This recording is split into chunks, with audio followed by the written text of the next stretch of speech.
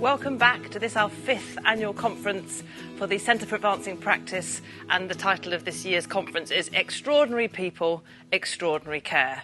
And I have an extraordinary person with me for this afternoon session who is an incredible brain behind the Advanced Practice programme nationally. Her name is Deborah Harding, and she is a speech and language therapist by background. And Deborah's title is Associate Professor at the Centre of Allied Health at St George's University, London, and Kingston University. And Deborah has driven the programme of work for us around supervision with absolute dedication and fortitude, the basis of her PhD and years of research and study, which we have been able to then bring into the advanced practice environment.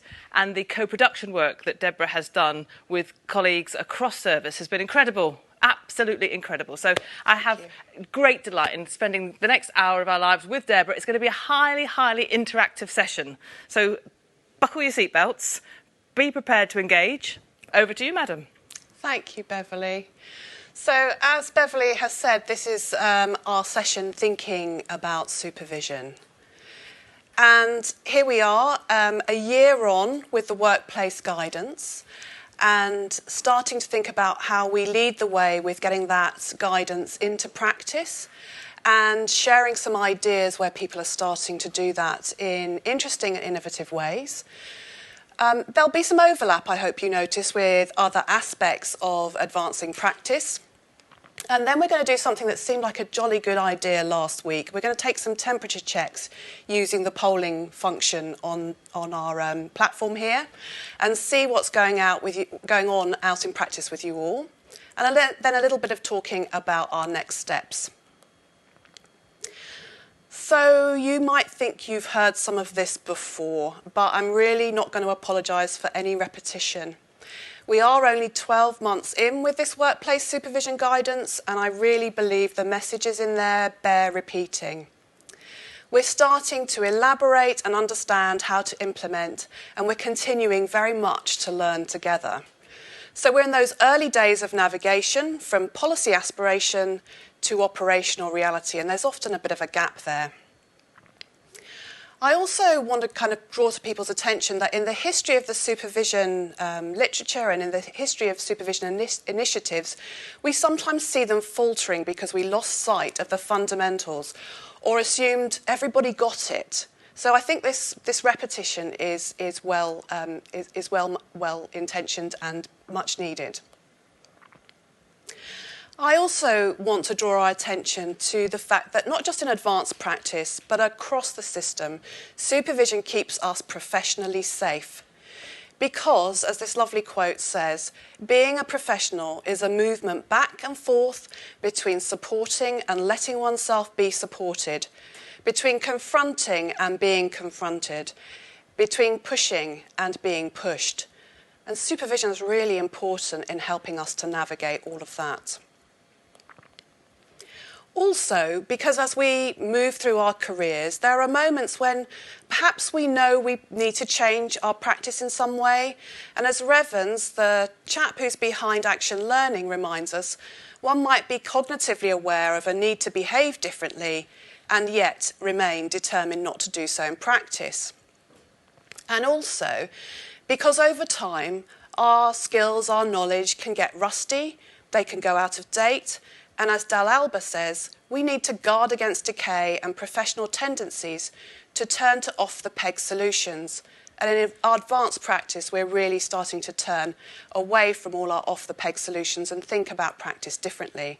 Supervision, again, really crucial here. Supervision also keeps us in touch. And as Mabon and colleagues say here, really relating to patients takes courage, humility and compassion. It requires constant renewal by practitioners and recognition, reinforcement and support from colleagues and managers. Again, supervision is really crucial as part of that reinforcement and recognition. So, people will have heard me say this before, but supervision really is that foundation of professional and public safety, and why it's a crucial part of the advanced practice puzzle. So as I've said, here we are a year on from the workplace supervision guidance.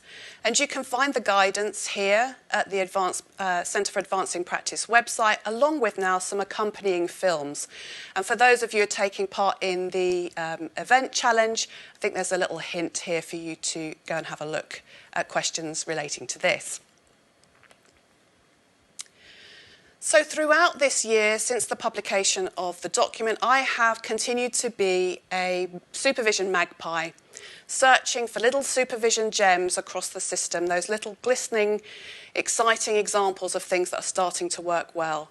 And to do that, I've worked with many key informants and collaborators who I am name-checking here. Not one by one, but spot yourself on the slide before I change it.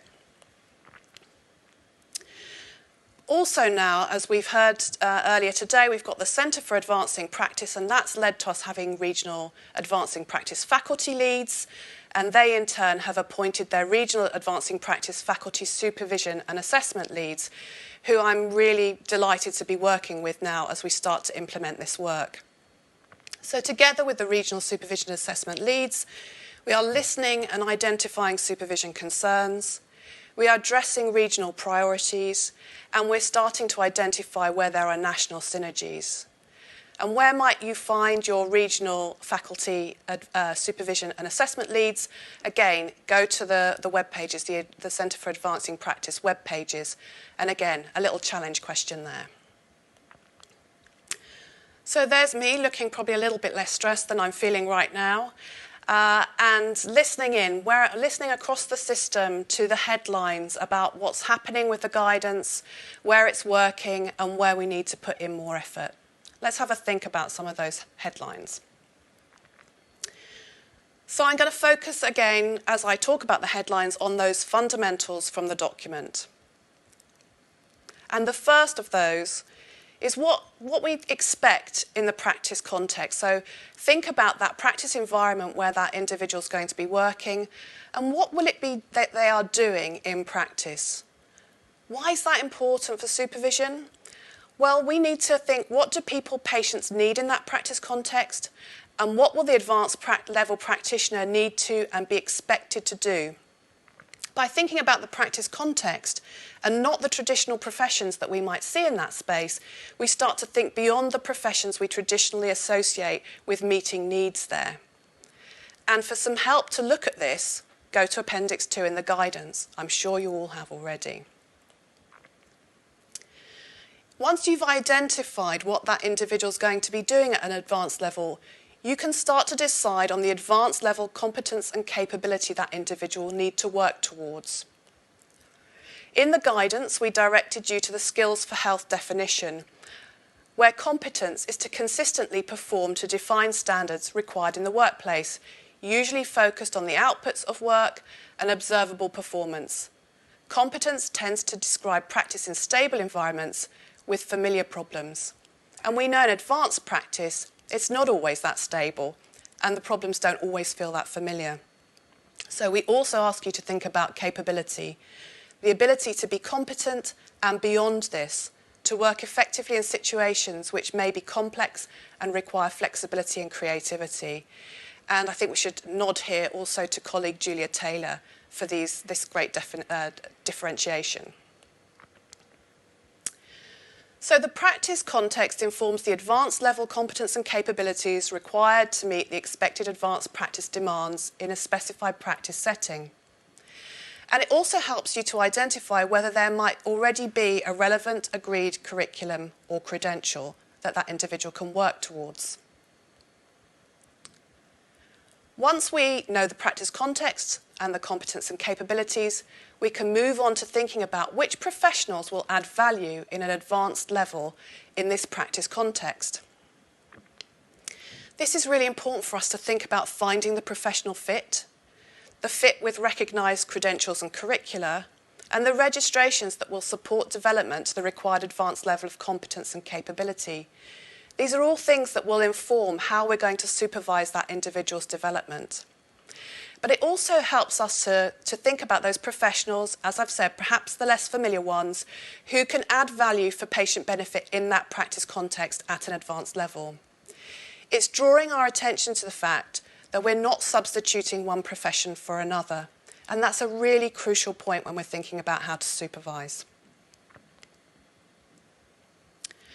So this year we're starting to hear employers taking a lead here, and it's really gratifying to have seen this, because one of the reasons that we started with the guidance in this way and drew people's attention to practice context, competence and capability in these multiple professional registrations was because we really wanted employers to think about how they were planning their advanced practice workforce and what supervision needed to support those individuals.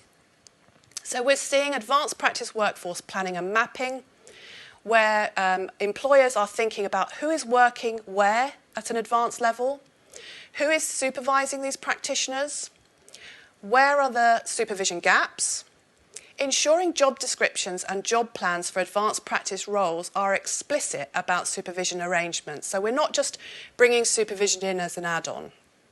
And that can involve reviewing job plans for advanced practice supervisors too, including supervision arrangements in our business planning, so not just getting to the interview and then trying to work out who's going to supervise this individual, and having a strategy for advanced practice training and development, ensuring trainees have an advanced practice role to progress into. And for examples of that, I'm going to signpost you to James Pratt and his colleagues at Nottingham University Hospitals and the sessions that they're providing here in the conference. If you've not been to those sessions, definitely try to catch up on them. In the wider system, with the supervision assessment leads, we're beginning to roll out the employer readiness checklist.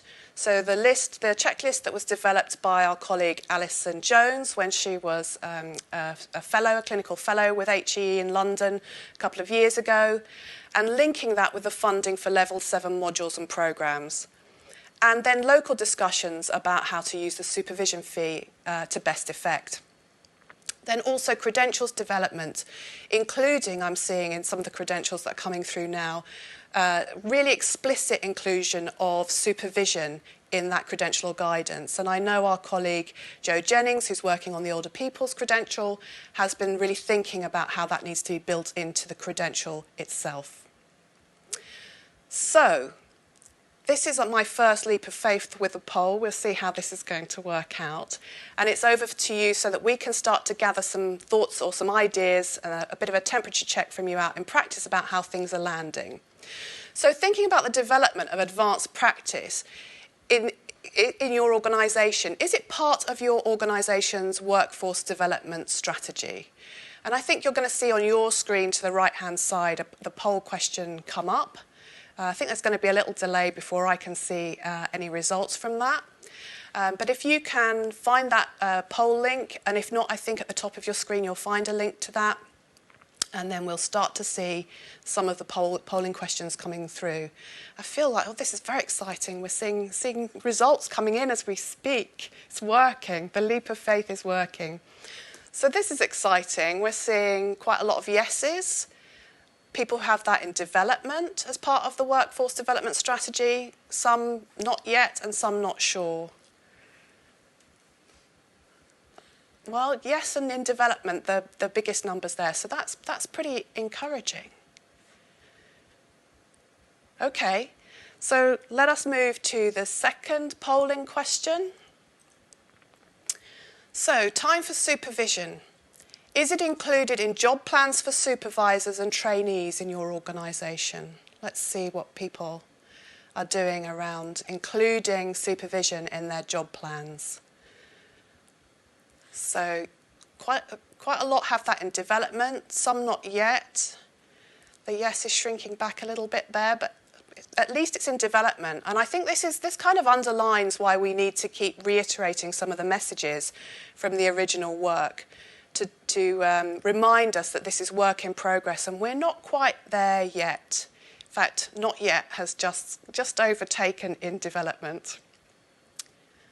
Okay. And a third polling question. So practitioners developing in advanced practice in your organisation, would you say they're clear about advanced level competences and capabilities that they are working towards? So let's see how that polling question responds. Results coming in. I don't think I'm going to get a Eurovision job somehow. So quite a lot of uncertainty there, I think, about whether people are clear about the competence and capabilities they're working towards. So I would say that really underlines why these fundamentals, these first three fundamentals, are really crucial, and why we need to not lose sight of them and think that we can rush to what implemented supervision looks like too speedily. We'll take we'll take all of these polling findings forward with the supervision and assessment leads to understand or to help inform where we need to put some of our effort in the forthcoming months. So thank you for contributing to those. More options to contribute coming up soon. So, returning to the focus on fundamentals, we're moving on now to think about those different professionals, their different starting points, and individual plans and supervision to match that. And I'm going to give you a little bit of an example. So because I think it's kind of hard to bring this one to life and think, what does she mean by these different starting points? But say we took a multi-professional front door frailty team where we have a multi-professional cohort of trainees and they're following an advanced level credential according to their registrant eligibility, so their professional registration eligibility. So I realise this is hypothetical, but I hope it illustrates the point. So the nurse and the paramedic in your cohort might be close to advanced level in wound care, compared with, say, the physiotherapist, the pharmacist, or the occupational therapist. The physiotherapist and the occupational therapist might be closer to the advanced level for musculoskeletal assessment. The occupational therapist might be closer to the level for cognitive assessment or mental capacity assessment, for example. Many of our occupational therapy colleagues are really, in essence, dual trained. And our pharmacy colleagues in that cohort might be closer to the advanced level for polypharmacy considerations in assessment. So this all has implications for supervision.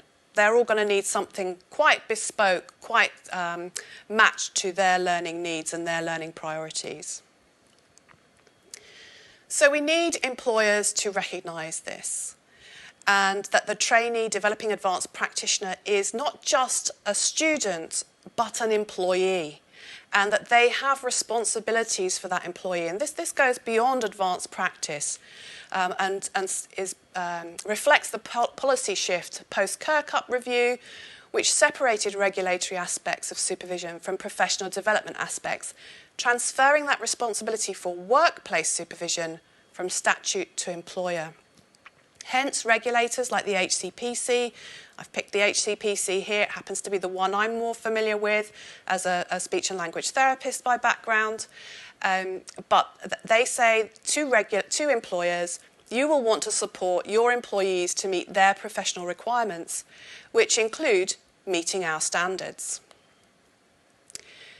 And similarly for teams and managers, recognising that trainee developing advanced practitioner and their individual needs through an individual learning plan, and understanding those different, taking time to understand those different professional registrations. Again, the regulators say things like, as an employer or a manager of our registrants, it's important that you understand the standards we expect of them and know how you can support them to meet those standards. Importantly as well, documenting and recording progress with something like a portfolio.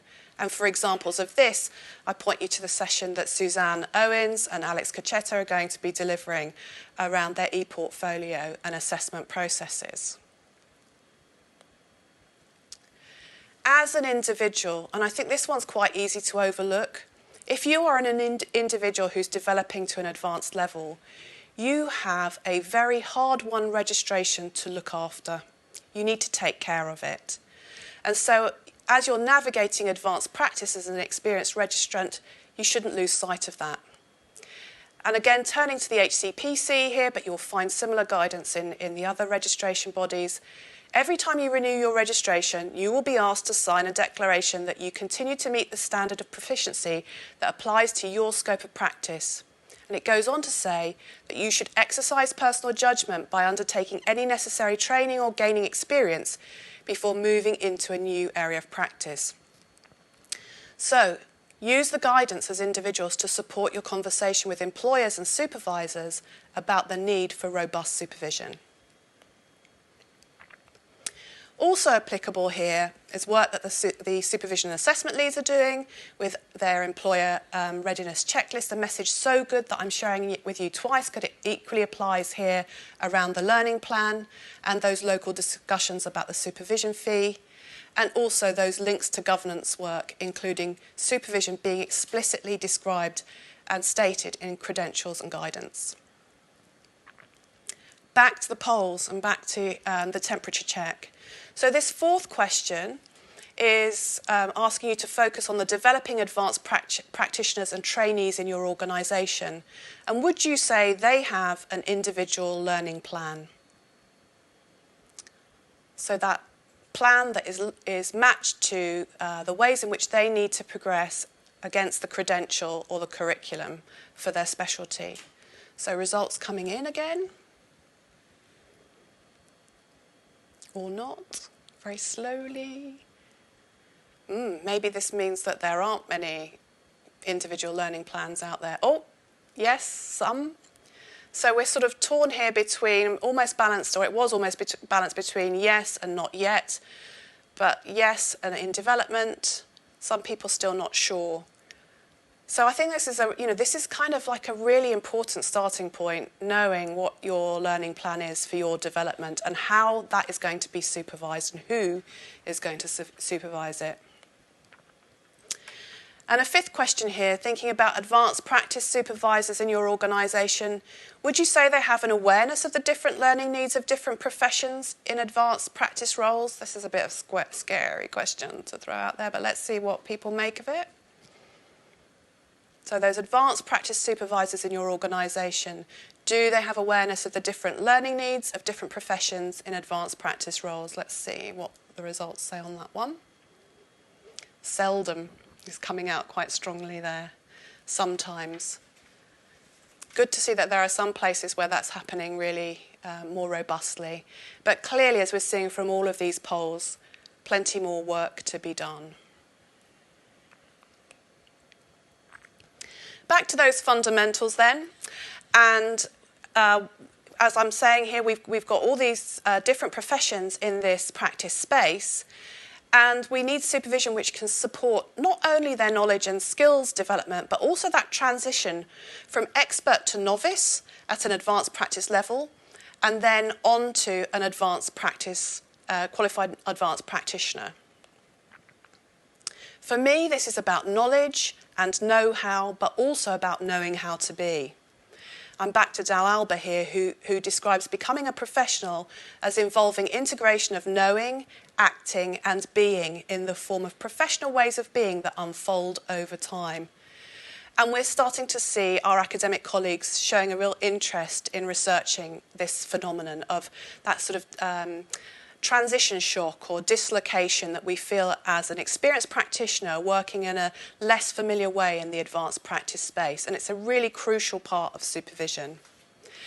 But I think it's also an uncertainty we need to embrace because, as Webster Wright says, with uncertainty, we get more authentic professional learning. It happens when the professional is actively engaged in aspects of professional practice they care about, perceive as uncertain, and see as novel. So we very often see uncertainty as a marker for risk, but I'm encouraging you also to see it as a prompt to learn. It's also why in the guidance we've signposted you to familiar models of supervision, like Proctor's model, obviously the most cited one, and remind you that supervision is not just about that formative, the knowledge and skills acquisition, or the normative, the standards of practice, but also the restorative stuff. How that practitioner feels in practice, how they're managing the day-to-day practice demands. So we're actually starting to describe a supervision project, if you like, a supervision context which is complex. So in our view, you will need multiple supervisors, someone to follow you through your development and access to other skillful experts.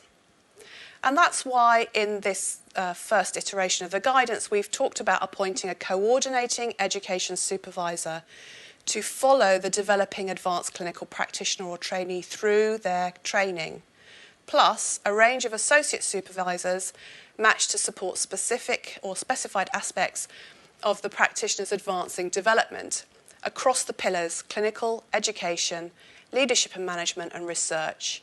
And we know that's a big ask because some of you say, I can't even get access to one supervisor on a regular basis. But we are sort of unashamedly, I think, setting the bar high here and trying to achieve something that's robust and safe. Remember, at the core of this, we have professional and public safety. We also hear some maybe frustration, maybe that's a bit strong, about why we haven't just adopted the medical supervision structure and terminology. And that's, again, really deliberate because advanced practitioners are not medics or substitute doctors. They're registered professionals in their own right. They are augmenting competence and capability within registration at an advanced level from a very high level starting point. And also because we think associate supervisors recognises the need for support across the pillars, not just clinical, but in research, leadership and the education pillar. This approach, I suggest, builds on the medical model while drawing our attention to what is different for advanced practitioners. So, back to the polls and thinking about developing advanced practitioners and trainees in your organisation, would you say they are allocated a supervisor ahead of their training commencing? So I think I mentioned earlier, we sometimes get as far as interview and we hear a colleague around the table asking another colleague if they're going to be okay to supervise this person. But what's happening in your organisation? Are your advanced practitioners and trainees being allocated that supervisor ahead of time? Let's see what you make of that one.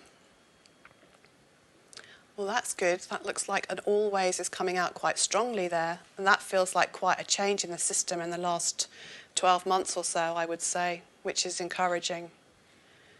Still some work to do, though, because there are still some people who are saying seldom and some people who are saying not sure. Such useful feedback for us to have and take forward with the supervision and assessment leads. So thanks for your engagement with this. And then our 7th polling question. We're wondering if there are opportunities for supervision across the pillars of practice in your organisation. So are you mostly focusing on the clinical, or do you get access to supervisors who can support you, say, with QI projects in leadership, or with the management of people, or becoming an advanced educator and supervisor in your own right? So what's happening in your organisation in terms of supervision for that? The results are coming in. Ooh, that's looking like we might be stronger on clinical than we are across the pillars. So potentially, again, some more work for us to do, encouraging that message across the system. I suppose I'm going to say that bears out why we need to think about having associate supervisors when we're working in advanced practice development.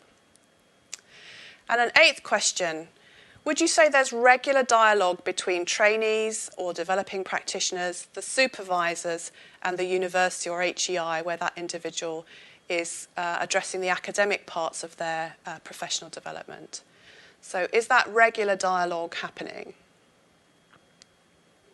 Let's see where we are with that in terms of temperature check.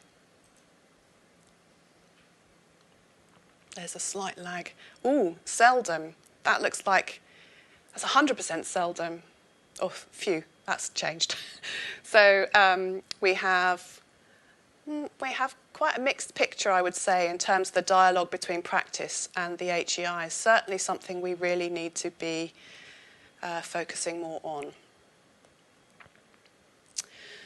I think some of our challenge here is that we're still in debate across the system about what supervision is anyway. Just recently I've had some discussion with the supervision assessment leads about, do we think supervision is a subset of learning, or is learning a subset of supervision?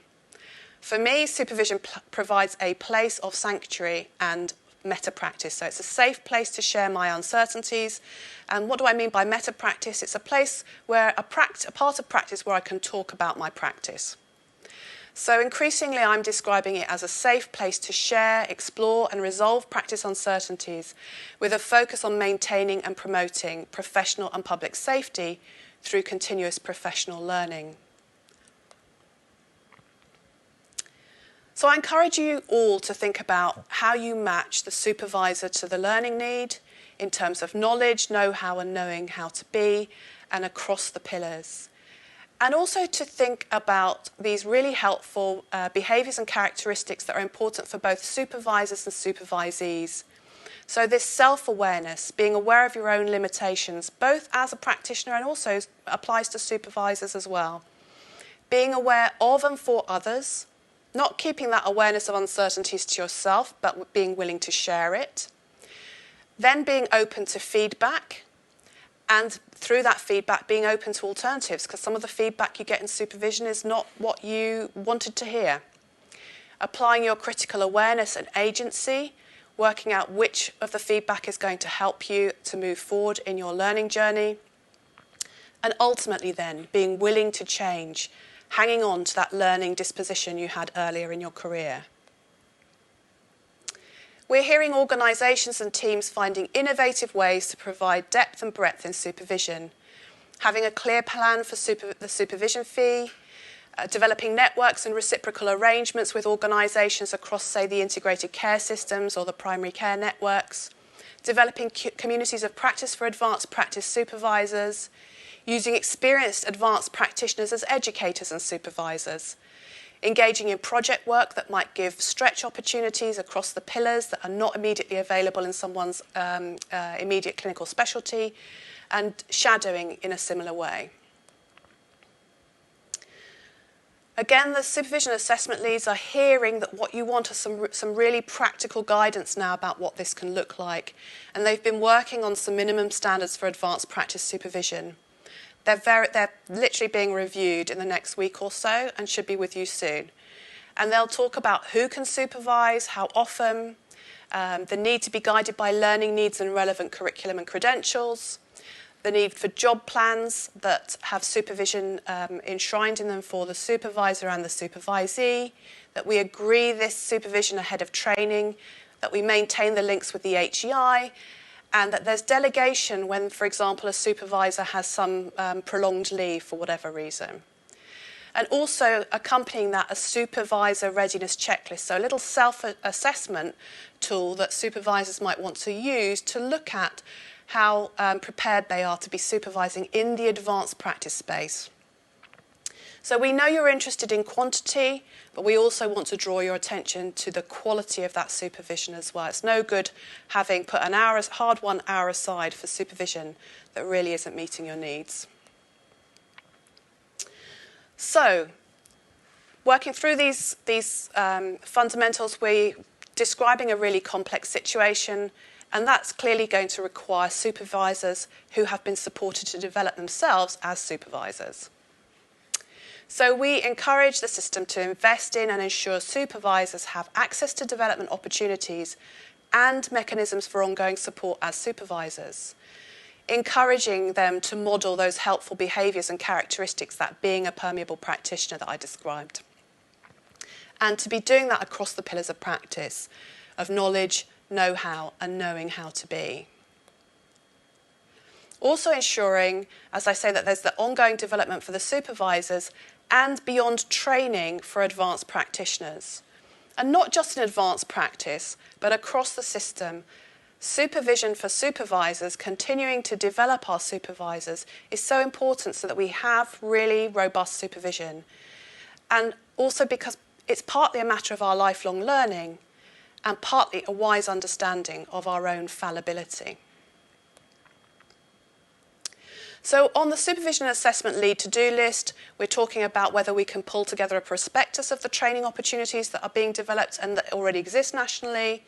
And then there are regional initiatives, so in the North East and Yorkshire and in the East of England, some training in development and being rolled out. The South West with their primary care supervision fellows, the South East with supervisor readiness checklists, and London developing some sort of supervision podcasts to support supervisors.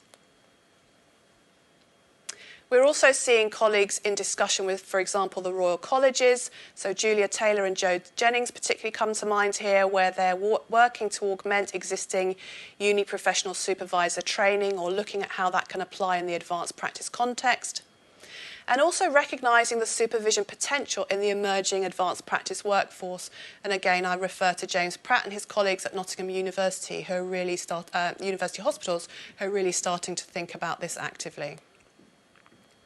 Don't forget to go back to the guidance. It was written for a reason, and the content is there for a reason. So in Appendix 5, you'll find ideas about overcoming barriers to supervision. In Appendix 4, a checklist for those permeability characteristics, those helpful behaviours and characteristics. And in Appendix 6, indicative advanced practice supervisor training content.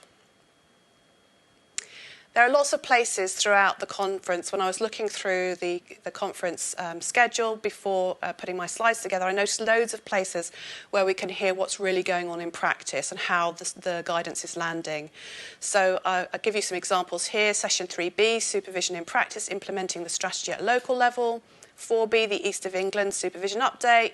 4D, Extraordinary People, Extraordinary Case Studies, that there's a rotational supervision and evidencing capabilities across the pillars. And then 5H, another case study looking at the quality assured and sustainable supervision in primary care. So much to engage with here about supervision across the conference.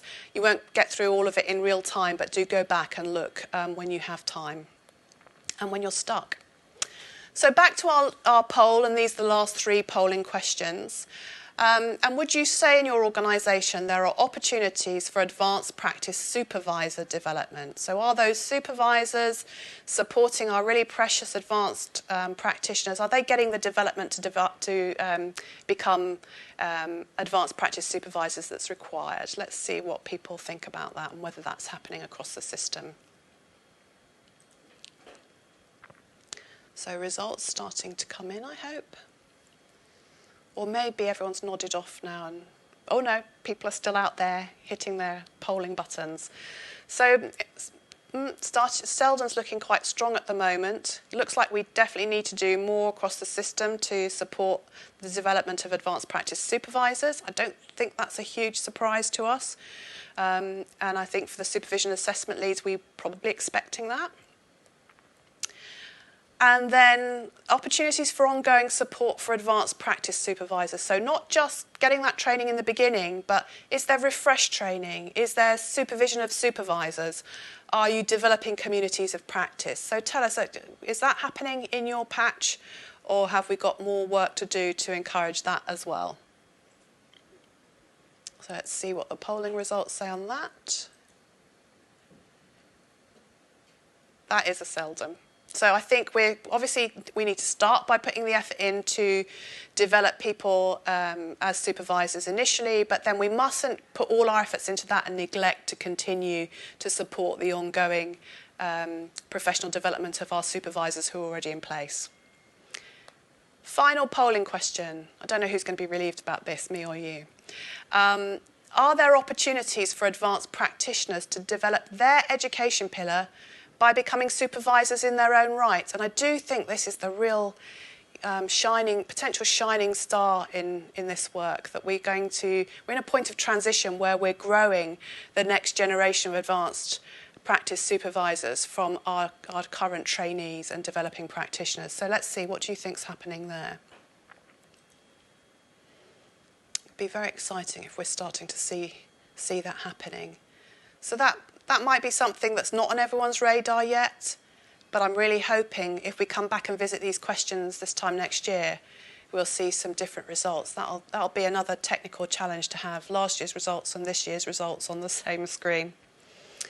Okay, so thank you for your engagement in that poll. I know that the results are going to be really useful to colleagues across the regions.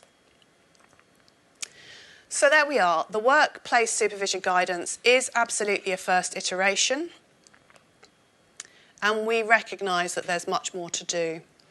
And we need to identify and agree what the gaps are, whether that's access to supervisors or the training of supervisors, the scale of the advanced practice supervisor workforce, that interface between the HEIs, the workplace and the trainee, and how to land that guidance in practice, in practical ways. And also listening to trainees, so getting your feedback on the interface between the HEI and the workplace, and the workplace learning and the supervision. Is that happening in ways that are helpful to you? And what you're finding about the availability of supervisors. I would say, just anecdotally, as somebody who also works in HEI, the polling results don't seem that surprising, in that I think there are a number of people out there still struggling to get access to a supervisor that helps them feel safe. So we are setting the bar high, I would say, with this piece of guidance, but I'm reiterating that that is absolutely in the interests of professional and public safety. There's absolutely lots still to do, but please keep engaging with us. Please keep giving us your feedback and telling us what's working and what's not working. But most of all, I think we should allow ourselves to celebrate that we're all interested, we're talking, and we're trying so hard to improve supervision for advanced practice. And I think we've done something here that will benefit the whole system. Because advanced practice has become so interested in supervision, we're spotting where the gaps are across the system outside of advanced practice too. So this is a really powerful moment for supervision in healthcare, and a really a powerful thing that advanced practitioners are doing. Do join the conversation on Thursday. We have a supervision panel from 2 till 3. I think you can still post your questions to that up until the end of the day, and then we'll be looking at the questions that are getting strong polling. And as always, a bit of light reading for anyone who's interested to follow up on any of the references that I provided today. I think that is me done. Brilliant. Thank you very much indeed, Deb's magical arrival from the side. Brilliant. Absolutely. You never fail to absolutely wow me, so thank you. And with time in the bank, so colleagues get a slightly longer break. They get a slightly longer break, yeah. Kindness personified, I think I would say. So this work has been absolutely fundamental to us in driving patient safety, that value to all, and the recognition that we're all different and we all have a huge contribution to make, and we just need to be as person-centred in our approach to our learners as we are person-centred in our approach to the people that we are caring for. So a hugely important part of how we value our people and get the best out of our workforce. So brilliant work, Debs. Thank you so much. The work carries on. I saw Linda Crofts from the North East tweet saying, I'm taking from this, there's still more work to be done. And absolutely, Linda, there is more work to be done, but we do it together as always. And the lovely part with James's governance work really taking shape, Deb's supervision work taking shape, and the work with Appy and colleagues across the patch with our work with our employers, beginning to talk with the CQC, working with NHS employers, really looking to how we now join up all the edges of our jigsaw puzzle so we really do deliver that far more orchestrated approach to help us to do this in practice. And we really are doing this together, crafting the work as we go. And the magic of that means that we're in control of it, we can develop it, but the challenge of that is we have to live with this uncertainty and be our own permeable people as we go through the challenge of the work that we are doing. So brilliant, thank you very much indeed. See Debs again on Thursday, get your questions in. And you see Deb's made a very sneaky reference during her presentation to the conference game. So remember, there is a hot competition going on. And I'm really interested by some of the people who are ranking very highly in these scores. I think go and have a look who's in the leaderboard. Be interested, feel competitive, go hunt your codes. And remember, the BEV code is 6887. So pop that in, get your extra points, and then make sure that you have got your points wherever you go to make sure that you can just sort of elbow, just very gently, Katie Cooper from the east of England off the leaderboard, who is being incredibly competitive, Katie Cooper, for a therapeutic radiographer. May I just say, just putting it out there. But be proud. Go. Let's see who can get to the top of that leaderboard and just help us to take the fun out of a conference where we are sitting at home doing the work. Brilliant. Right, go grab a coffee, slice of cake, get yourselves back here for one of the really, really fascinating bits of work. Flagship piece of work being led by Professor Alison Leary. Wonderful work with colleagues driving the enhanced practice apprenticeship. And so we'll be back to spend some time really thinking about how we value all of our workforce, Navina challenged us on inclusivity, that we leave nobody behind. We work together to really understand that whole career continuum for us, from graduate to consultant, how we make sure that everybody has a chance to develop as the really brilliant professional that they are, really strong professionals, knowing who they are, what they do, what they stand for. And then we start to advance practice and really put the population health of the nation front and centre in what we do. So, right, coffee, Alison, apprenticeships, and then we meet again on Thursday. See you soon.